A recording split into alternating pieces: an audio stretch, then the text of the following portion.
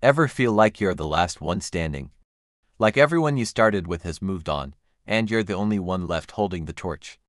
If so, you're in good company. Let's talk about the Apostle John, a man often called the disciple whom Jesus loved.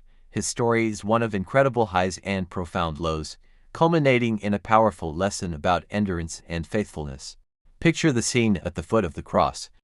It's a moment of absolute chaos, fear, and despair. Most of Jesus' followers, including the other disciples, have scattered, afraid for their own lives. But who is there, looking up at his dying Lord? John. Alongside Mary, Jesus' mother, and a few other women, John remains.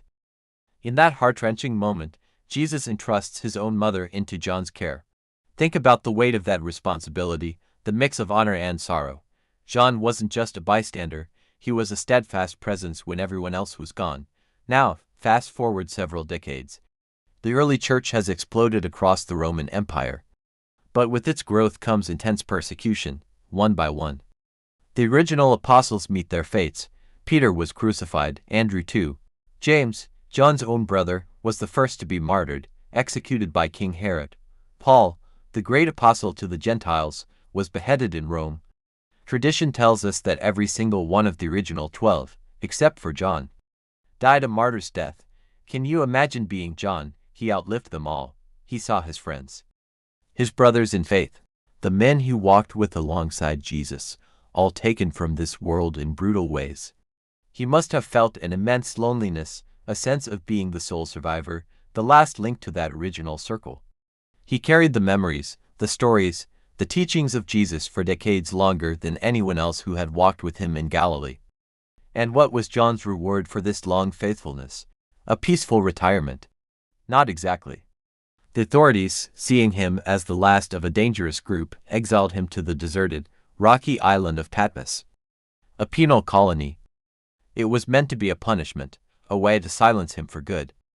Stripped of his freedom, separated from the churches he loved and nurtured, he was utterly alone. It's hard to imagine a more desolate end. But this is where the story takes an incredible turn. It was there, in that place of isolation and seeming defeat, that John received the most extraordinary vision of all. On the Lord's day, he was in the Spirit, and the heavens were opened to him. He saw the risen, glorified Christ in all his majesty. He was given the book of Revelation, a breathtaking prophecy of the end times, the ultimate victory of good over evil, and the promise of a new heaven and a new earth. The enemy tried to silence John by exiling him, but God used that very exile to give the church its final, most powerful book of hope. John's loneliness became the setting for his greatest contribution. He wasn't just the last apostle left, he was the one chosen to pull back the curtain and show us the end of the story. John's life teaches us that even when we feel alone, forgotten, or defeated, our purpose isn't over.